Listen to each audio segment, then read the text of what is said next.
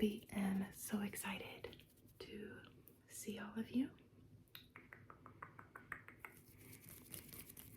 And I am so excited to get into today's video. If you could not tell by the title, today's video is a book haul. I have not done a book haul in a very long time. I can't exactly remember when my last book haul only video was, but I did haul some books in my 22nd birthday haul.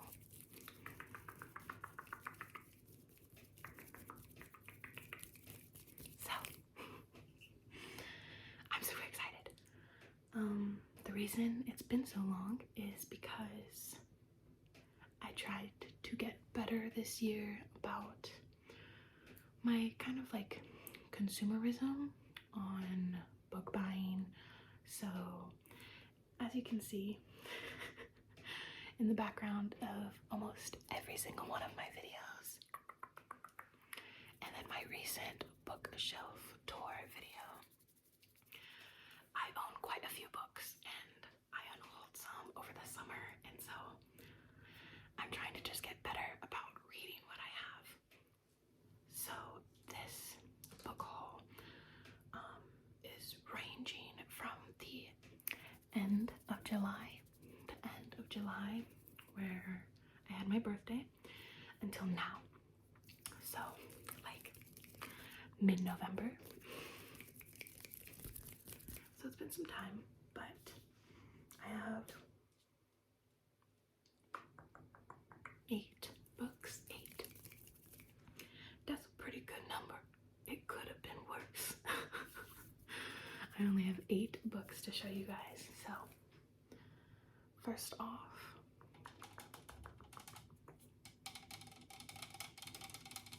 a little sip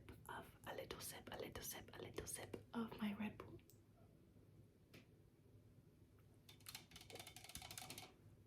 This is the new winter edition, the vanilla berry. So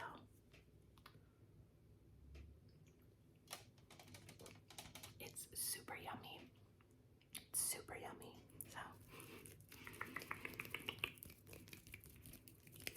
let's go ahead and begin. So the first book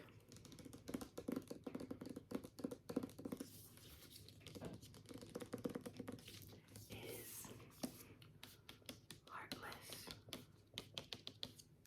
Hunter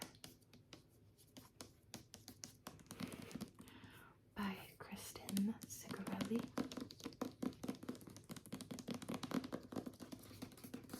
I have already talked about this book because I bought it and then very shortly after I read it. I think it was a part of my September reading wrap up. So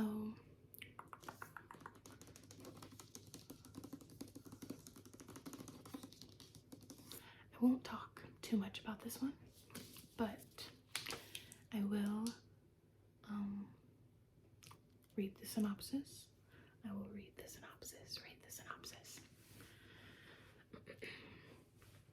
On the night Rune's life changed forever, blood ran in the streets.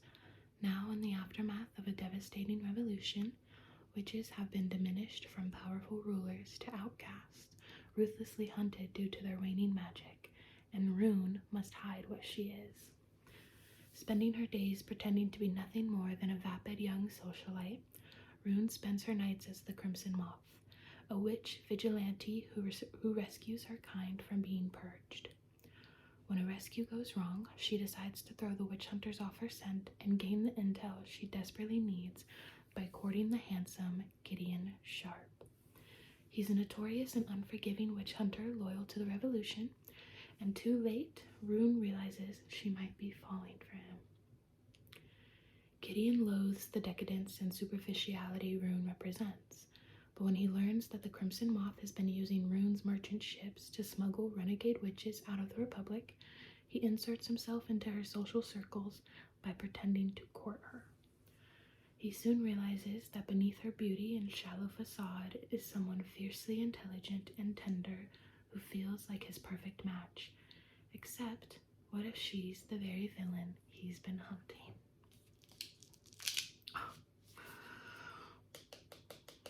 I mentioned it before, but a YouTuber that I love, Olivia Reads a Latte.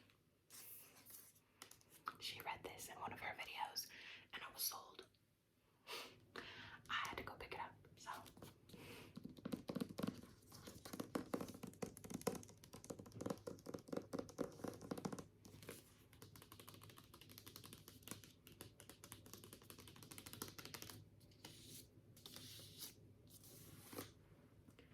Next up, we have a little bit of a continuation of a series.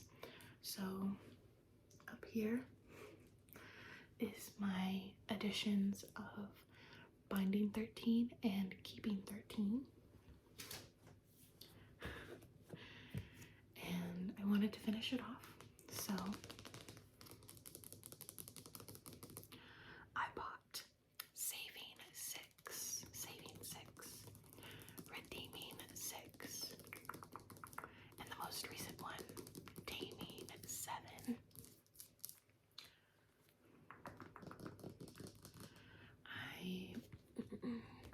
I got these in the Target buy two get one free sale back in September, October.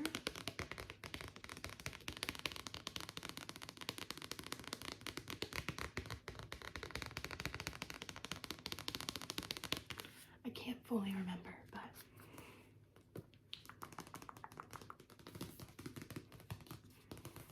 I really like the way these sound.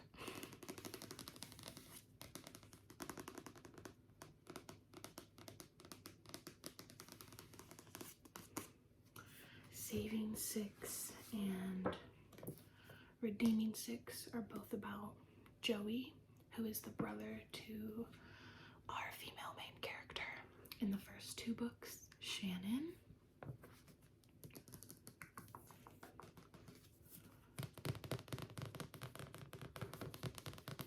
And they also focus on his significant other, Effie.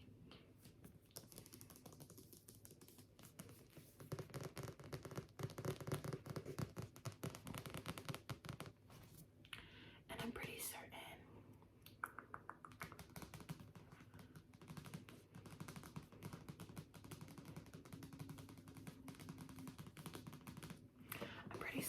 this goes like back in time from these two first books and tells us the story of how him and Effie like got together, and then I think this continues on in the same timeline as the first two. So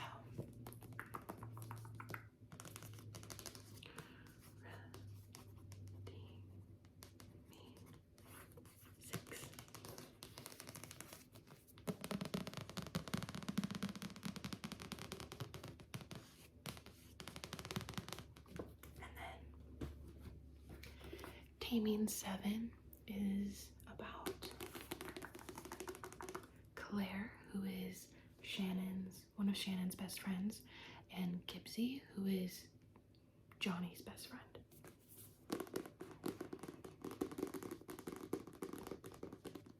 But this one just came out like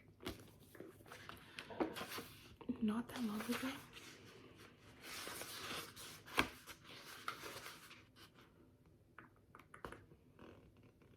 I think it came out this year.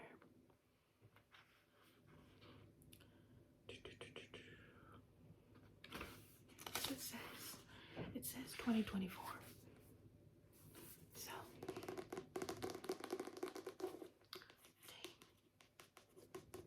Main 7.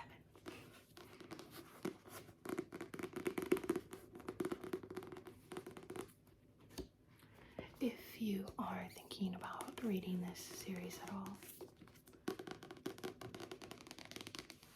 definitely look up trigger warnings. There's a lot of them, so it's just good to be aware of them before you commit to the books.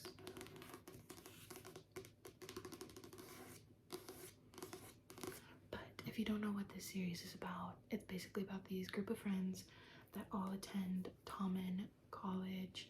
The boys are rugby players. Are they rugby? Yes, they're rugby. I almost said hockey, but I was like, no, that's not right. It's definitely rugby.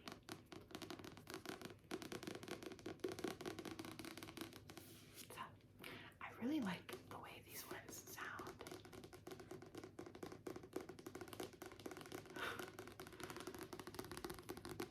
I'll definitely have to do like a book only tapping and gripping and grasping video soon. Next up is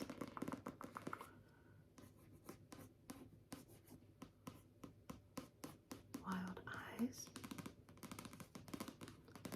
by Elsie Silver. This is book 2 in the Rose Hill series. Again, as you can see up here, I have all of Chestnut Springs, and then I have the first book for the Rose Hill series, Wild Love. I haven't even finished reading Chestnut Springs, and I haven't even started Wild Love. Those will all be books I have to get to in 2025. But to maintain the spines that I have for the Rose Hill series, I needed to pick this up when it came out so that the mountainscape would continue.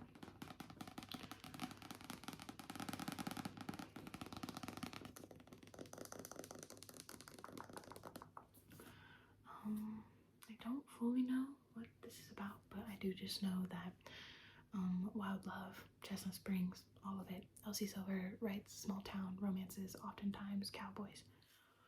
But I think these guys are different. Like, I think these guys are in the music industry in a small town. Because this one is about a country singer, and I know the first one, I believe, is about a producer. But this one also still has my receipt in it. Next up, Target is currently having another buy two get one free sale for like Black Friday and stuff. So it got me good. I bought some books. My grandma sent me a gift card to Target for Thanksgiving. So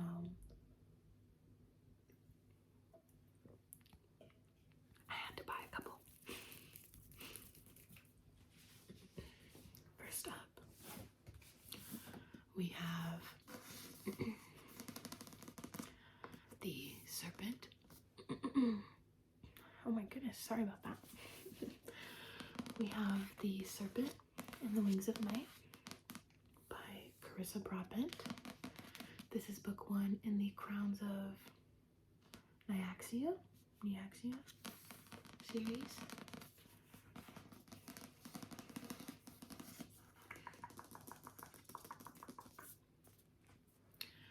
For humans and vampires, the rules of survival are the same. Never trust, never yield, and always, always guard your heart. The adopted human daughter of the night-born vampire king Araya carved her place in a world designed to kill her. Her only chance to become something more than prey is entering the Kajari, a legendary tournament held by the goddess of death herself. But winning won't be easy amongst the most vicious warriors from all 3 vampire houses. To survive, Araya is forced to make an alliance with a mysterious rival. Everything about Rain is dangerous. He is a ruthless vampire, an efficient killer, an enemy to her father's crown, and her greatest competition. Yet, What terrifies Araya most of all is that she finds herself oddly drawn to him. But there's no room for compassion in the Kajari. War for the Nightborn crown brews, shattering everything that Araya thought she knew about her home. And Rain may understand her more than anyone, but their blossoming attraction could be her downfall. In a kingdom where nothing is more deadly than love. This has been so highly talked about, like, everywhere this whole year. But the true reason I'm picking it up is because my sister Kelsey is obsessed with the whole series. The third book just recently came out, and she already finished it, already read it. She's obsessed. She keeps telling me to read it. And then my lovely bestie Sarah, who is probably watching this video, hey girl. She also just recently picked this up at her Target buy two get one free sale, and has started reading it and basically told me that so far she likes it. So I'm going to trust both my sister and my bestie and the opinions of people online and give it a try.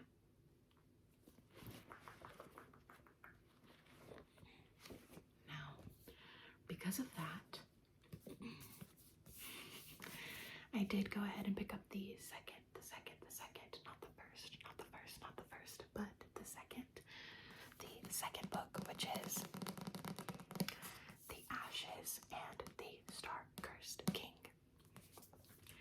I'm not going to read the back, both for my sake and for your sake. No spoilers around here.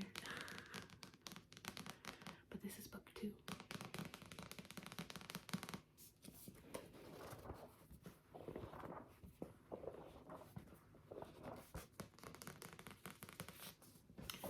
Now, the third book I picked up for the sale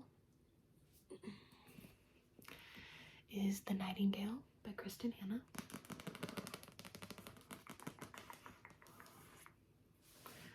I have been seeing, like, Kristen Hanna everywhere, okay? Everybody's talking about her. Everybody's raving about her. Everybody's mentioning how sad her books are. And I feel like I could go for a sad book. Kristen Hanna does mostly write historical fiction, and I don't really have much experience with historical fiction, so I am very excited to read this and give it a shot. This was the only Kristen Hanna book they had in paperback. I didn't really want to buy a hardcover, so I was between this and then also The Women by Kristen Hanna. But I know both Sarah Caroli and Destiny Sidwell, if you are on BookTube. I know that they have both read it and raved very highly about it.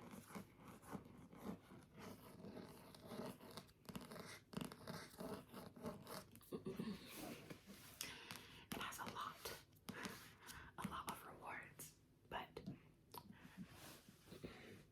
with courage, grace, and powerful insight, best-selling author Kristen Hanna captures the epic panorama of World War II and illuminates an intimate part of history seldom seen, the Women's War.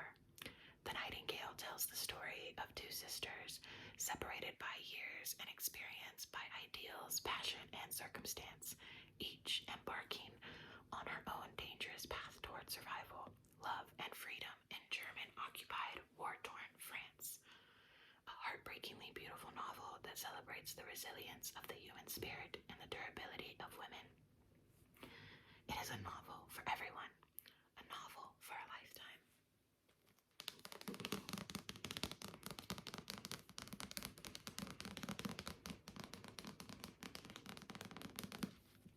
I am super excited to get into this because I love a good book that can make you cry. Now, last but certainly not least, The Things We Never Got Over by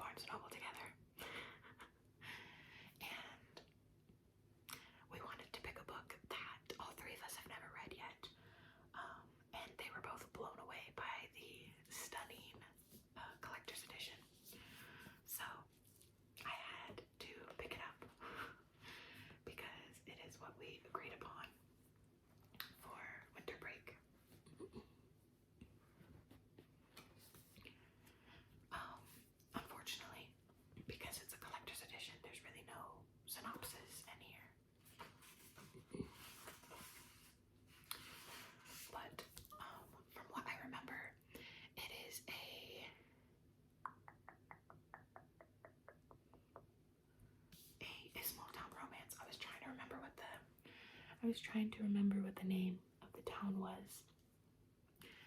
Oh, Knock 'em Out. The town is called Knock 'em Out, and this book follows, I don't know any of their names, but this book follows one woman who goes to this small town, and in this small town is where her twin sister lives. The town does not like her twin sister. Her twin sister is not a good person, but she goes to the town because I believe she has to raise her twin sister's daughter now. So it's like single mom, adoptive, like found family. And in this town, she meets, I believe his name is Knox, who is kind of this like hard-working, stereotypical man. And it's a slow burn romance, and I love a good slow burn.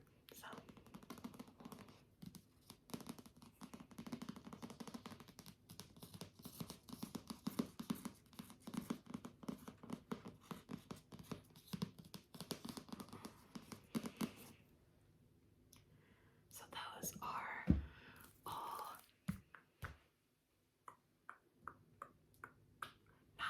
8.